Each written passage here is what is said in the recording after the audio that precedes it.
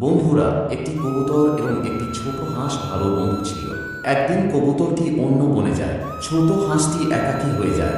কয়েকদিন পর বন ধীরে ধীরে শুকিয়ে যেতে থাকে। জলের অভাব দেখা দেয়। এমন একদিন আসে যখন পুরো জমি অনুর্বর হয়ে যায়। হাঁসটি সাহায্যের জন্য এখানে সেখানে ঘুরে বেড়াতে থাকে। হাঁসের অবস্থা খুব খারাপ হয়ে যায়। একদিন হাঁসের খুব তৃষ্ণার্ত বোধ হয়। হাঁসটি জল খুঁজতে থাকে, কিন্তু সে জল খুঁজে পায় না। অবশেষে সে হাল ছেড়ে দেয়। তীব্র রোদের কারণে সে মাটিতে পড়ে যায়। তারপর তার বন্ধু কবুতরটি আশার আলো হয়ে ছোট্ট হাঁসের কাছে আসে। ছোট্ট হাঁসটি কবুতরের কাছে পান করার জন্য জল চায়। কবুতরটি তৎক্ষণাৎ গিয়ে জল নিয়ে আসে।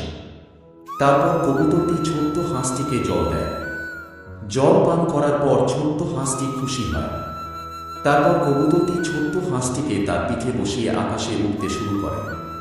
কিছুক্ষণ পর কবুতরটি ছোট্ট হাঁসটিকে একটি সুন্দর বনের একটি পুকুরে নিয়ে যায় এবং তার বন্ধুর জীবন বাঁচায়।